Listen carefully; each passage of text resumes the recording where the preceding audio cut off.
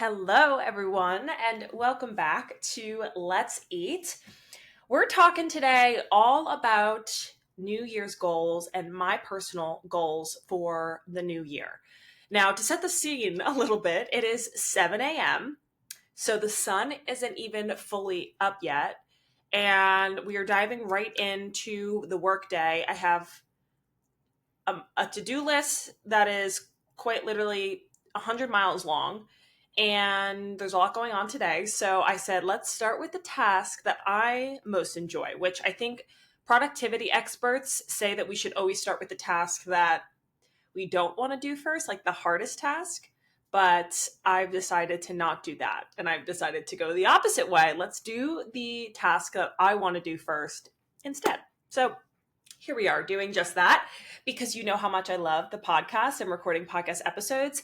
And more specifically, I love talking about goals. So what I thought I would do is I would spend today's episode talking about my personal goals for 2025. I have my 2025 planner here, and I have a planner problem. I love planners. I buy new planners multiple times during the year, which you might think, well, Emily, what's the point of having a planner for the year if you're going to buy new ones every quarter? Yeah, I know. It doesn't make any sense, but I do it. So I have my planner here. I'm going to talk a lot about my plans for 2025 and my goals and kind of where my head is at. And this is health related and not, right? This is going to be business related, personal related, and so forth. But what I would love to be able to do is a year from now, in December 2025, record another episode that will be the end of season 2 of Let's Eat, and be able to talk a little bit about recap of how the year went, the goals that I had, and kind of do like a response podcast after this whole year has come and gone. So this is a lot of accountability that I'm putting out there so that I am, vocalizing, these are my goals. This is what I want to focus on. And then come a year from now, I'll be able to check in and say, this is what happened. This is what I achieved. And then go into the year for 2026, maybe doing the same thing. So that is my intention with this episode. And also just sharing with you what I would like to focus on come 2025. I know I spoke a little bit about this in my episode around turning 30 and goals for the next decade. It was my Let's Eat family dinner episode for December, but this was going to be more specifically for 2025. And I'm hopeful that this inspires you to start thinking about your personal goals and what you have in mind for 2025. I don't like to put a lot of pressure on goal setting. I don't think that it's necessarily essential in order to achieve the things you want to achieve, but at the very least, it gives you an avenue and a little bit of a direction to identify, okay, where am I headed? Where do I want to go? And if we really want to get granular, breaking it down into a SMART goal can be really helpful in defining it for you. So that's specific, measurable, attainable, realistic, and time sensitive or time limited. So you want something specific. You want something that you can measure. What's the point of a goal if you don't know, did I achieve it or not? You want something that's accessible. You want something that's realistic for you. Of course, you can be a little bit of delusional. That's kind of where I'm at. I'm like, well, I could be a little bit delusional. I think a little bit of delusion is motivating and exciting, but not too delusional. And then time limited, being able to give yourself a window of time as to, this is when I plan to have this goal achieved. This is the window of time I plan to invest here, and this is when I want to have it done by.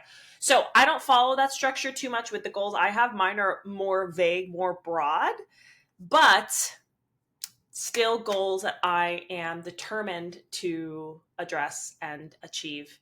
And I'll give little kind of nods to these goals over the course of the year on social media and through the podcast as I achieve them, because I am speaking in the sense that they will be achieved, that it's not something that I might achieve, I could achieve, I'm going to achieve them. Okay. So let's dive in. I'm going to read directly from my list. Some of them I might kind of combine because there's quite a few and they all kind of maybe fall into the same category, I guess, like when it comes to like the umbrella they fall under. But my first goal is to teach Pilates. So, as you know, I am now a certified Pilates instructor. I've been working on that since July. I completed it at the beginning of this month. And I'm really hopeful that I can start to actually put this to use. My long-term goal would definitely be to be able to offer Pilates classes on YouTube, even offer my clients Pilates classes or some sort of fitness training of some kind, and utilize that in that regard. But for the sake of this next year, I really want to be able to start actively using this certification. Now, I'm not going to go any farther into that because there are more details that are in the works. So I'll keep that under wraps for right now because I don't want to openly talk about something that is still kind of underway. But the plan for 2025 is to create more space for me to utilize that certification. I shared when I was Lulu is snoring so loud. Quit being so rude. I shared when I was completing the certification that it kind of felt like an organic next step for me to move in that direction of fitness. This kind of all unfolded on its own. I started going to the Pilates studio that I still attend, and I, developed a relationship with the owner. We were looking into planning an event of some capacity that was happening back in May, and that's still kind of underway. We've been talking about it back and forth for the past several months about timing and what makes sense, and should we do it? Wait till the summer? So there's like a lot of logistics about putting this event together, and one thing led to the next, and here I am becoming certified and completing that program. So it really happened so seamlessly. And like I said, I feel like fitness has been such an important part of my life, so important. And I've always toyed with the idea of becoming a certified personal trainer or doing something along those lines. And this, like I said, just kind of happened, and it just unfolded the way it unfolded, very effortlessly. And so I know it's meant to be, and I'm grateful for that because this just feels right for me, given I'm so embedded in the health space and because exercise is such an important part of my life. I am really excited to be able to utilize this certification and see how that expands for me and being able to offer that to people, just because exercise, as I've reiterated and I've mentioned so many times, is such a valuable part of my routine and my life. So being able now to offer that to others and be able to bring that to others, like, that's so cool to me. That is so cool. And given I want wellness to be my career for the rest of my life, this just makes a whole lot of sense. So I want to be actively teaching Pilates at some point this year. That is the goal. Next, I wrote enroll and complete a functional lab program. So I wrote this list maybe the end of November, beginning December. So yes, I have already completed the first half of that statement. I have enrolled in a functional lab program. Now it's just about completing said program. So that is definitely underway. I have been working on it diligently the past few weeks, carving out time to sit down and really, put my head into this program as best as I can, because it is very dense, very cumbersome, and I want to be able to absorb each and every piece and part of this so that I can be the most effective practitioner. So the intended completion, or the estimated completion, is typically 7 to 9 months. I'm going to try my very best to get it done in 6 months. That is my tentative goal. So June 2025, I'll give myself that little bit of a wiggle room. I'll say June 2025, I will have completed this program, ideally sooner. And I would imagine I will be able to do it sooner because of the way I operate and just the eagerness to start applying this material. But I will give myself the flexibility to say June 2025, that's when I will start practicing actively.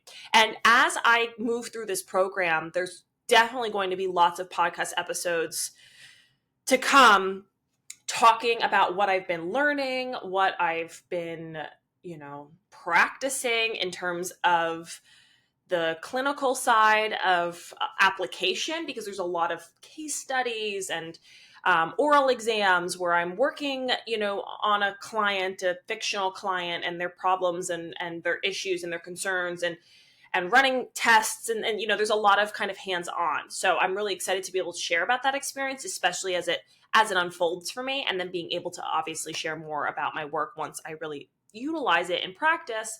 That will just be ongoing for the remainder of the time that I am hosting a podcast. So my next goal has to do with financial health.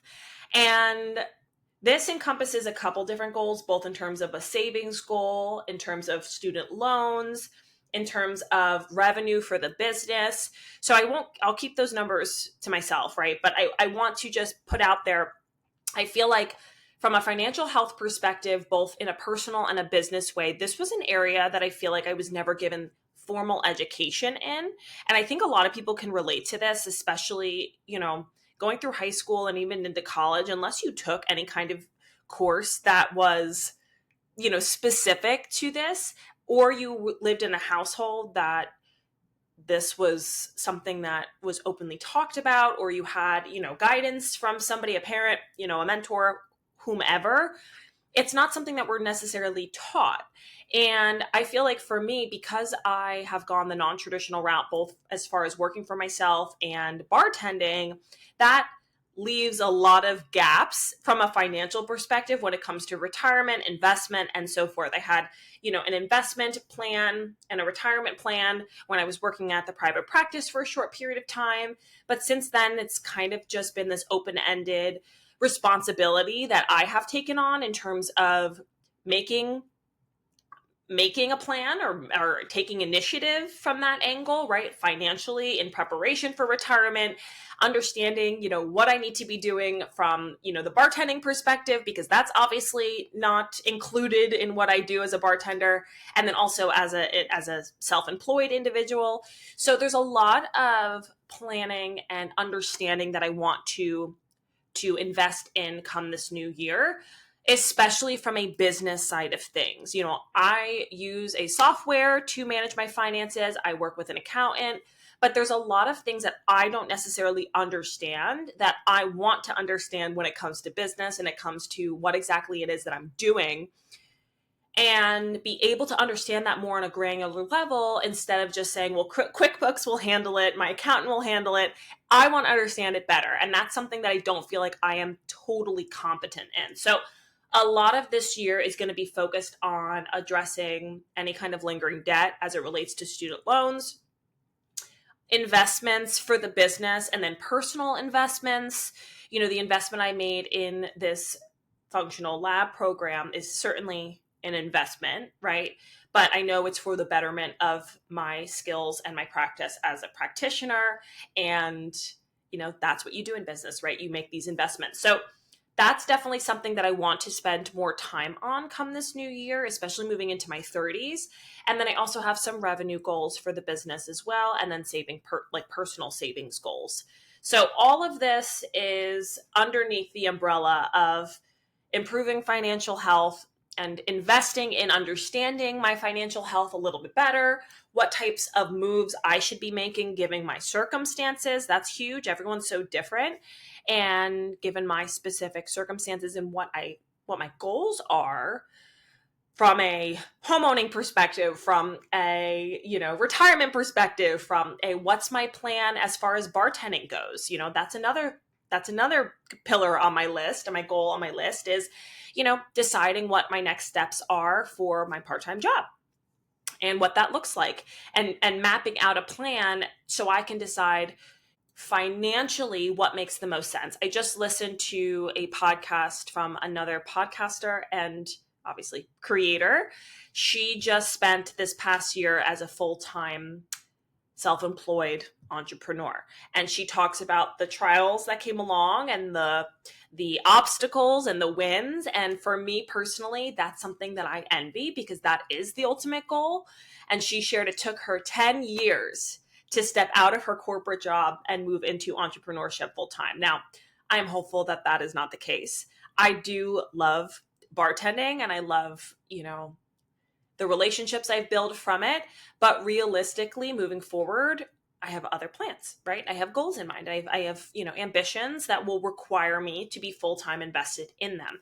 And so spending this next year really looking at those logistics and not just saying, oh,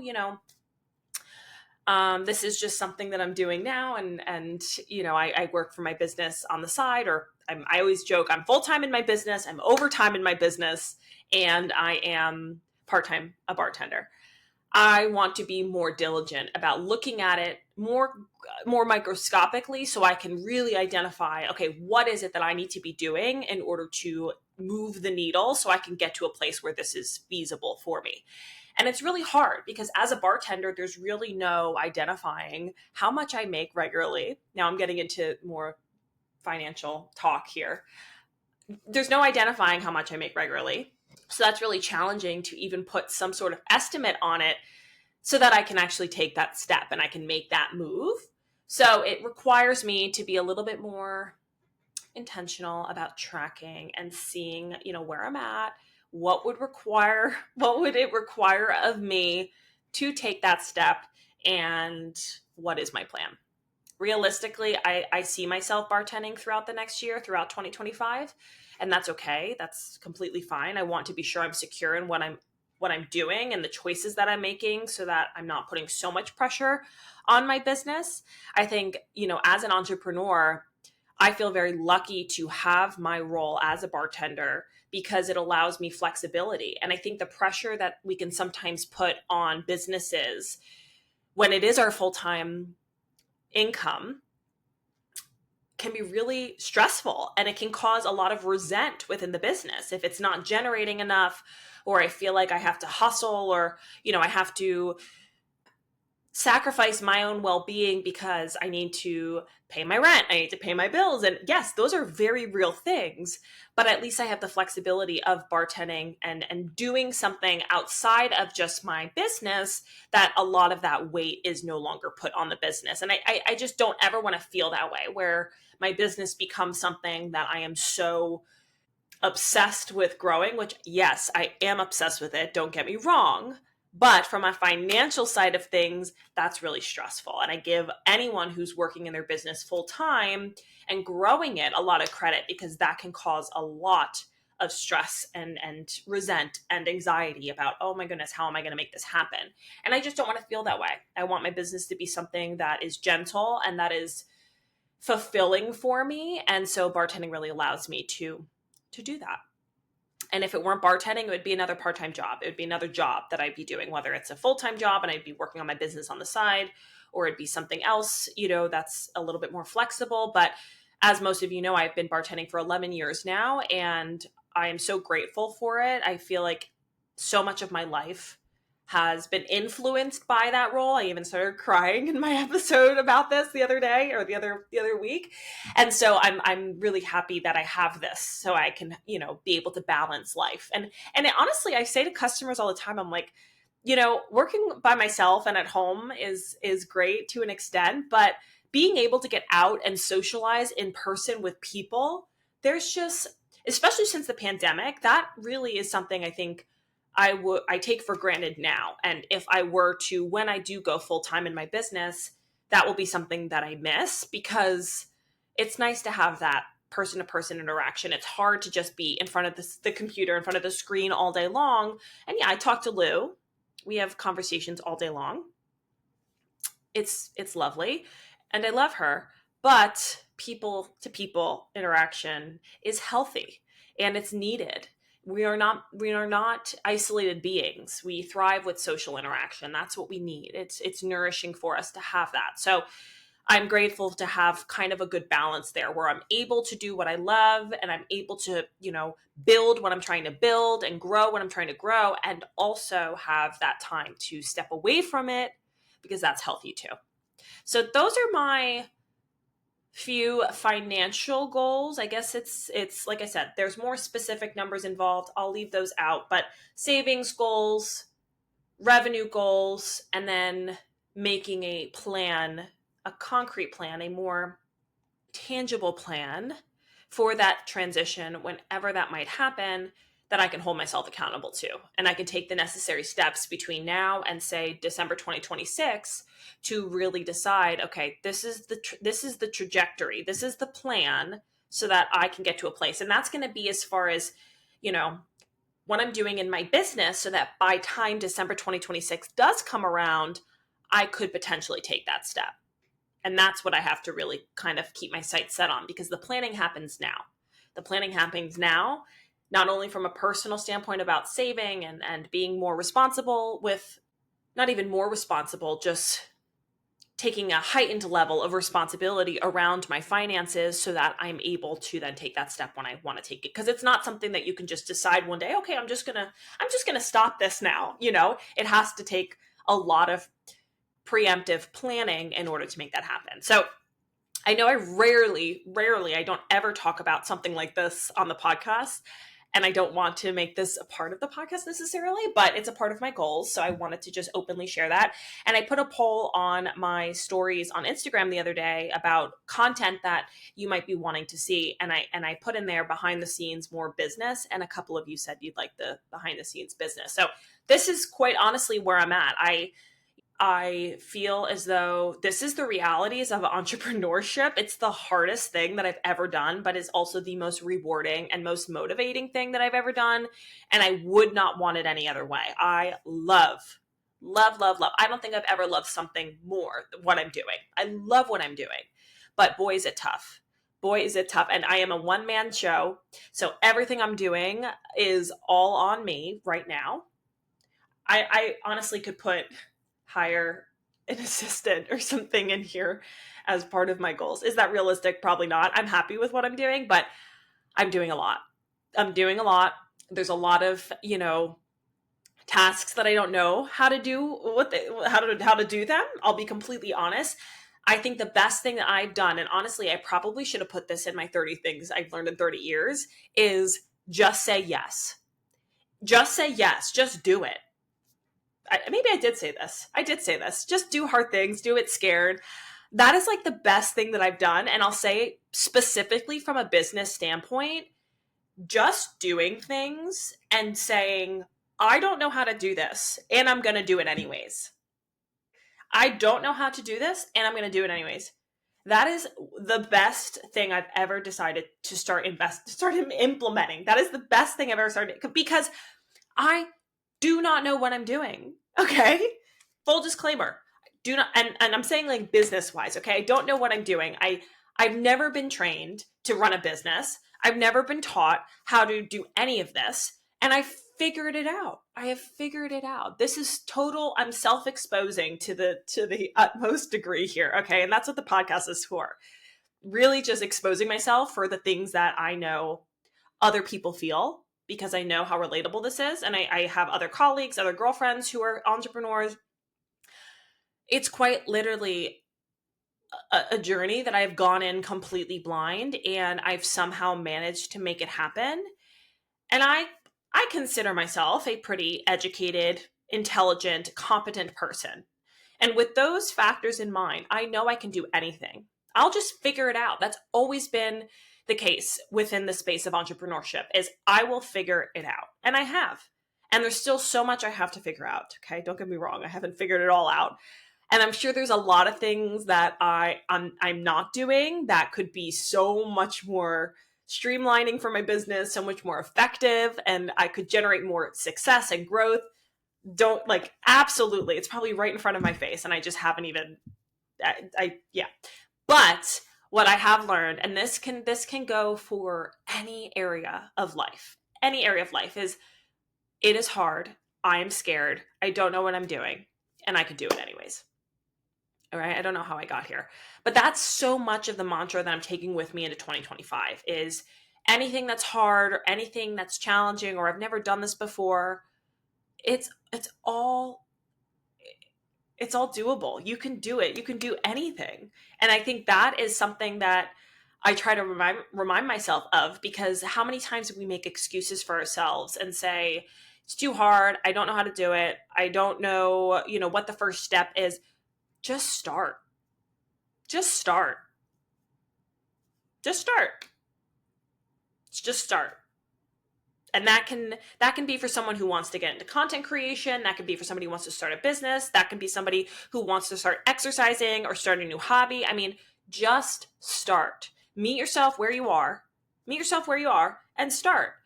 I established my LLC in October 2021. So now we're going on 3 years of being an official business. I didn't really start taking clients until that following year, but I just started. I just did it.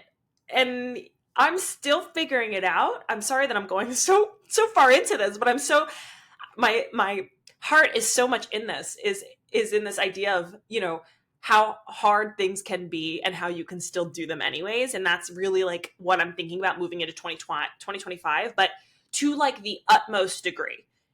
I maybe was doing that, here and there with the things I was choosing and what I was investing in. Now, 2025, we are going to a whole new level.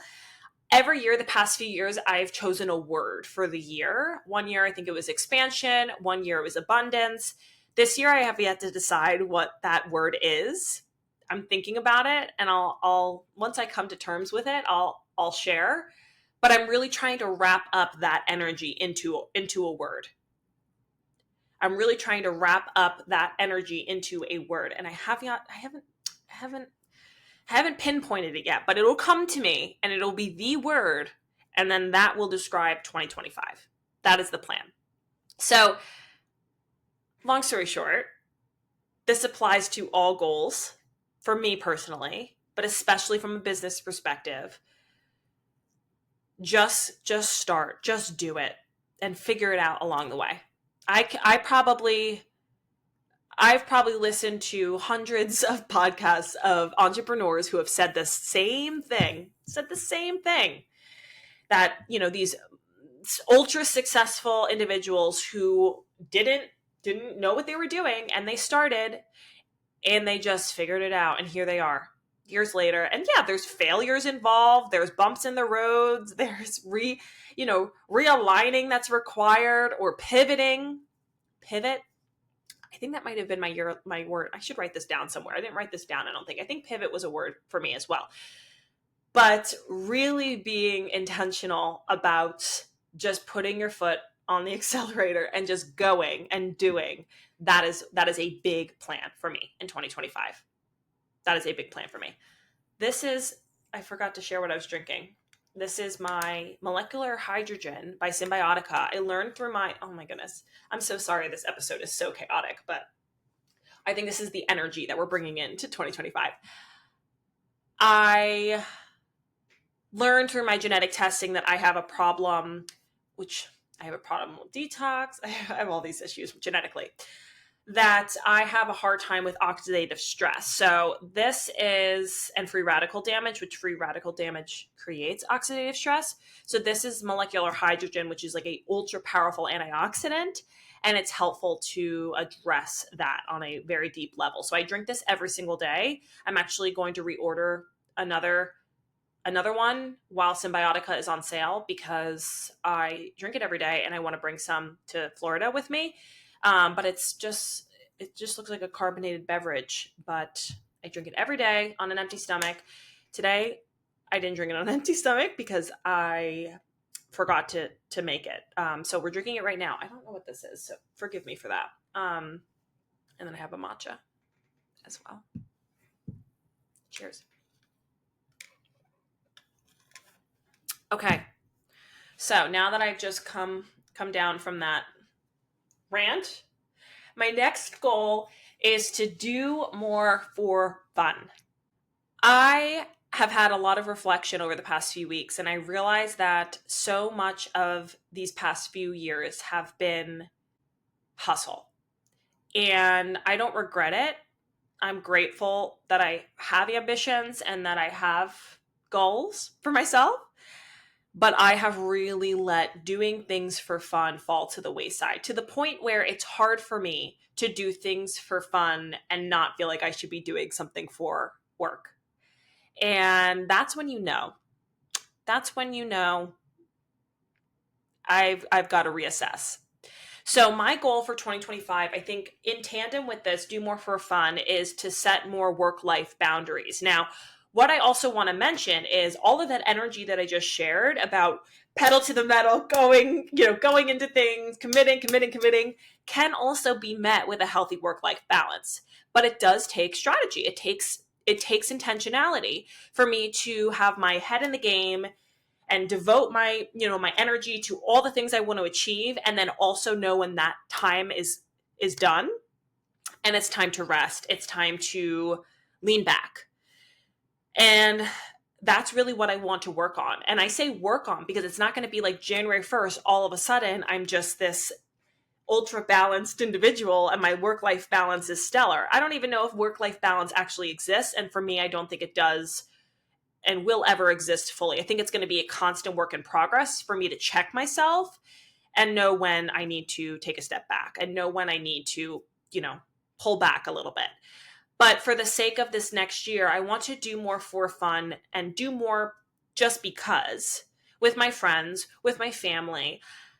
And I also want to go hard in my business. And I'm going to find a way to manage both because with working hard, I shared this the other day, we also want to rest hard. I would even argue we want to rest harder. And that's where that more for fun energy comes. I also want to be sure I'm devoting at least 30 minutes of time. I'm starting this this week, I think, to reading every day, every single day, whether it's 15 minutes in the morning, 15 minutes at night, or 30 minutes at night, more time to reading. That is really important to me. You know how much I love my books. You know how much I love to read, and that's so important. So I plan to start this week with that. Maybe we'll wait until next week just because between now and Christmas, boy, oh my goodness, I have a week. But especially when I go to Florida, that's going to be a huge part of my time is going to be spent reading, and I'm really excited for that. I'm planning what books I'm going to bring and if I'm going to order some new books for my travels. We'll see. But that is my plan for 2025 is do more for fun. Reading for me is fun, but what I'm reading is also contributing to my business because it's either a business book or it's a nutrition or wellness book, which is not bad. I truthfully don't want to read any other genre. I really have no interest in reading fiction. I have no interest in reading, but I want to be sure I'm more respectful of the boundaries that I need to set with myself. I think it's really tough because I've shared this before where I work all weekend long, usually even, the next several weeks I'm working most Sundays. So that means I'm working Saturday and Sunday. And typically that means Saturday nights and Friday nights and Sunday nights, I'm in bed. I'm going to bed. I'm not going anywhere. I'm not doing anything. I just don't have the bandwidth for it. And I realize I'm just working my weekends away. I'm just working. And at this point in time in my life, without children, with what I'm trying to build and what I'm trying to do, it does make sense, okay, for me right now. But I also want to be sure I'm setting boundaries with myself and saying I need to be doing more for fun. I want to be doing more for me, for my relationships, and just because life is so short and I'm spending all this time go, hustle, and I'm not giving myself that time to also meet that with things that I enjoy and that I want to do just for fun, because that's what you do as a human being.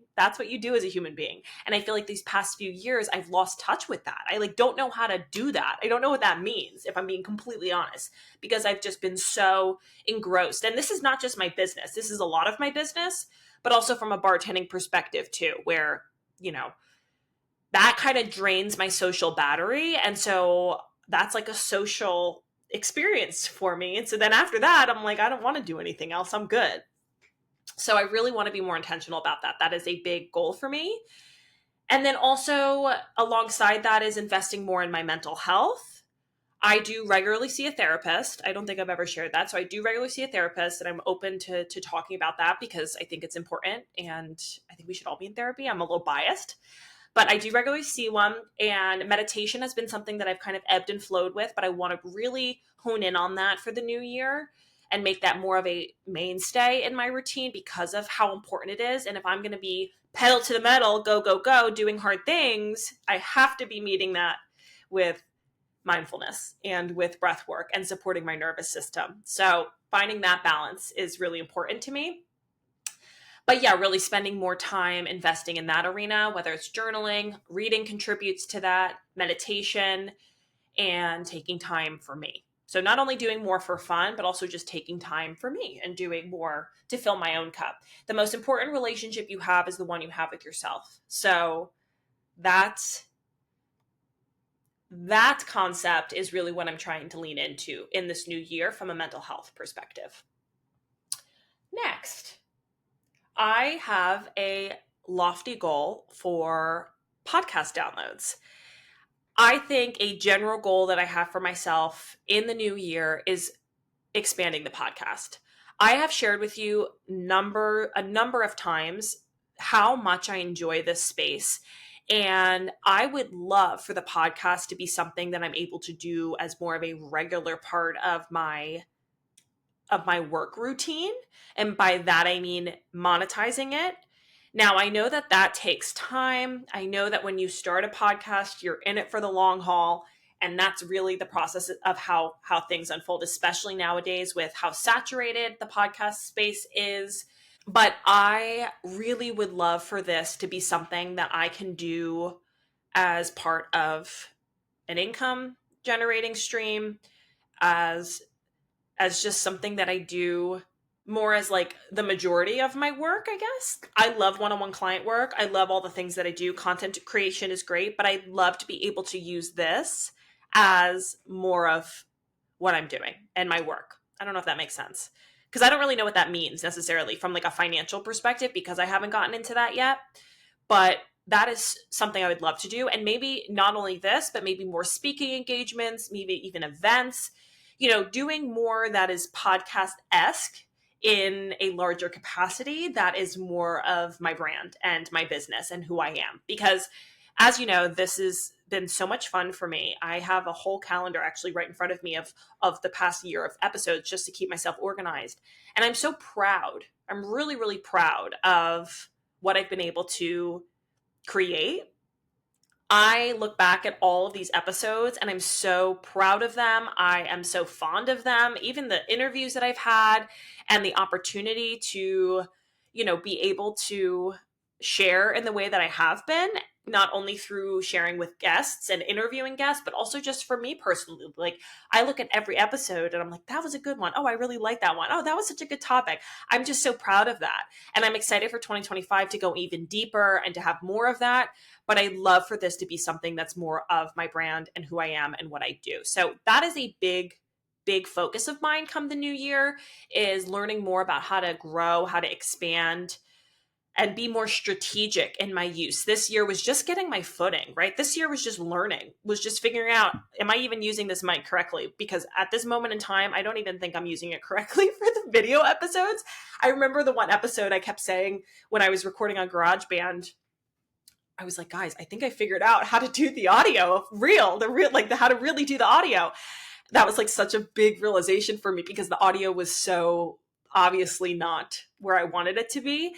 But I was like, you know what? Just do it anyways. And the podcast, back to my original point when I was saying about how just get started and just do it, there is no better illustration of that concept than when I started the podcast. I bought the mic, I had the GarageBand, and I just hit record.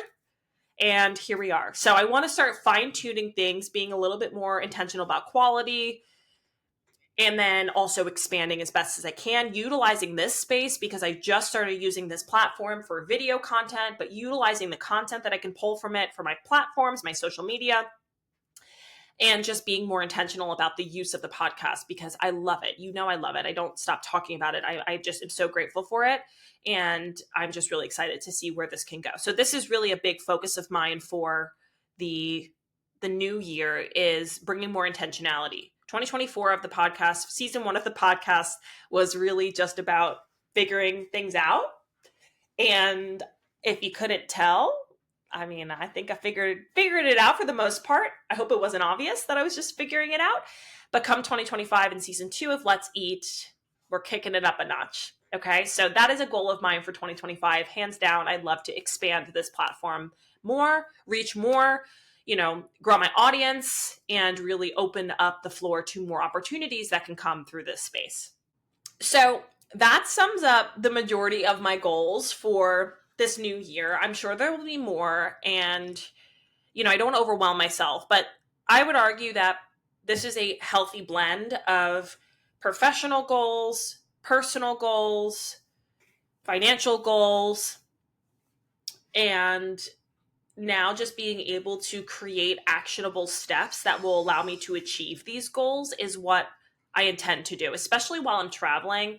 I'm really excited to take time while I'm in Florida, and I know I mentioned this in my family dinner episode this month, to not only reset and maybe step away from work a little bit, but also give myself the opportunity to hone in on work a little bit more, and more in like a strategy, like a strategic way, as opposed to seeing clients and doing more like day-to-day tasks, kind of zooming out a little bit and looking at 2025 and deciding, okay, how am I now going to achieve these goals? What are the actionable steps that I need to take within these umbrellas so that I can actually achieve said goals? And I would argue, and I would suggest to you, this is one of the best ways for you to achieve goals.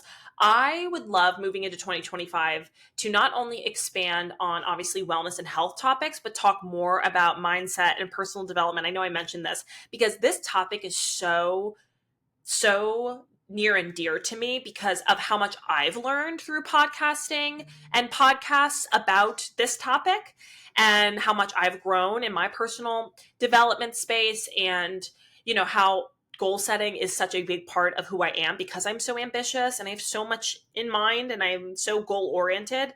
So I definitely want to spend more time. I might even, next week's podcast episode is all about New Year's resolutions. So I'll probably embed a lot of that in there, but spoiler alert, next week's episode is on New Year's resolutions.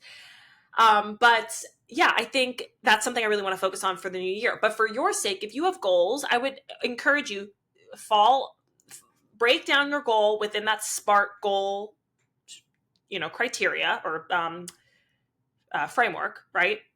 And then create the actionable steps that you need to take in order to get there. And that can be something so minuscule as, I need to wake up 5 minutes earlier or whatever it is. It doesn't have to be these massive grand steps. For me, it's going to be, what am I doing on a daily basis to meet these goals? Because that's really where I want to look, is what are the microscopic steps that I'm taking every day? Because right now I function better in chaos. My to-do list is always all over the place. I really don't have any structure to my workday as an entrepreneur, which is something I probably should work on. But for me personally, I need to start looking at my day in reflection of these goals to curate my to-do list that allows me to take steps towards these goals. Because otherwise, what's the point? If I'm not creating a daily, checklist of what are the microscopic movements, what is the 1% that I'm taking, that I'm, making an investment in, 1% that's going to get me closer to this goal. And it's including all of these goals that I have listed: the financial goals, the functional lab program, the Pilates goals, the podcast goals, the work-life balance goals. And that's really important, because otherwise you're not making any movement. You're just doing other things, and they're just goals that don't have have no substance to them because you're not doing anything towards them. So that is really the plan, is being more intentional on a day-to-day basis and then breaking that down. I really want to let that kind of, marinate for me over the course of my trip and start to pinpoint what are the actionable steps that are going to get me there. For example, the podcast, right? I need to start reading about what it means to expand a podcast, or listening to other podcasts about how to expand the podcast. I just can't keep doing what I've been doing.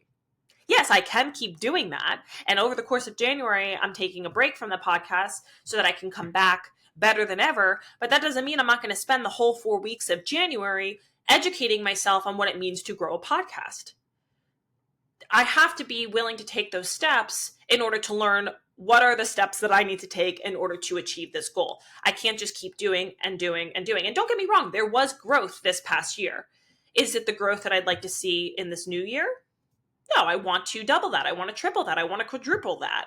So what are the steps that I need to take? Do I need to be doing that I'm not doing in order to get there? And that's the same for all of these other, goals, right? If I want to save X amount of money over the course of this year, how much do I need to be putting aside a week? How much do I need to be putting aside a day, a month?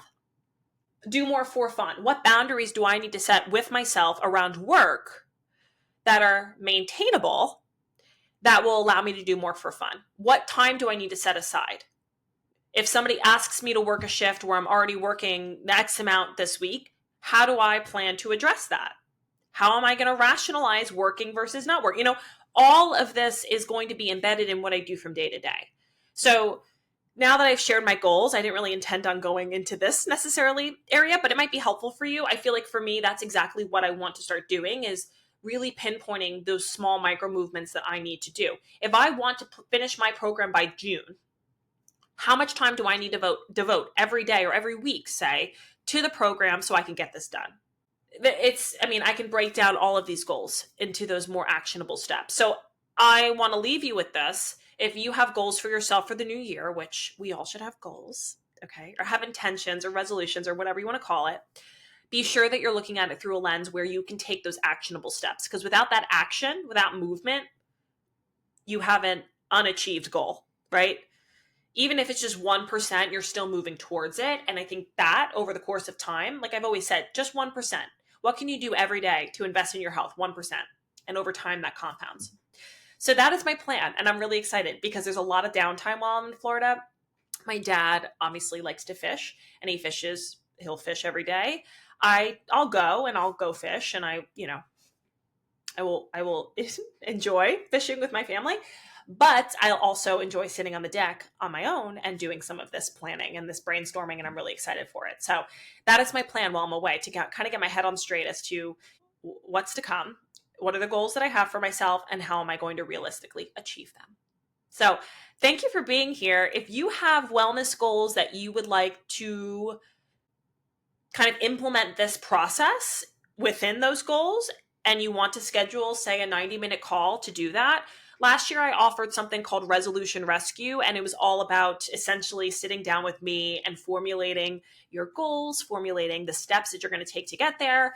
I am happy to do that. If I wasn't a wellness coach, I would argue this is a part of wellness, but if I wasn't a wellness coach, I would definitely be a let's set goals coach, because I love this. And I love supporting people in creating plans for themselves to be most successful in the new year. So if this is something that you feel you need support with, please don't hesitate to reach out. I am so on board to supporting you, even if it's not, health related. I can help you break that down and really explore those actionable steps, define the goals for you through a SMART framework so you can really get clear on what your goal looks like, and then how to take the necessary steps to get to those goals, to achieve those goals. So I will include the link in the show notes, as I always do. A 90-minute call would be a perfect opportunity for that, because we can really get into it. And then also, obviously, one-on-one coaching is always available too, if you're feeling like you need support from a nutrition, lifestyle, sleep, exercise standpoint too. That is always an option. So thank you for tuning in. Thank you for bearing with me. That is what I'm going to show gratitude for. Thank you for bearing with me as I continue to just ramble and kind of go crazy around some of these topics. And thank you for allowing me to be a little vulnerable. This episode, I feel like, was a little bit more vulnerable from like the financial standpoint. And obviously, what I plan to accomplish in 2025, but this is really meant for me to hold myself accountable. I'm looking forward to reviewing this episode come December 2026. And, did I do it? Did I not do it? Did I surpass it? That's always the goal. Let's go above and beyond it. But I appreciate you for being a part of my journey, because that is exactly what you are. You're a part of my journey. I feel grateful to be able to share this with you. And I am wishing you all a happy and healthful, abundant, expansive new year.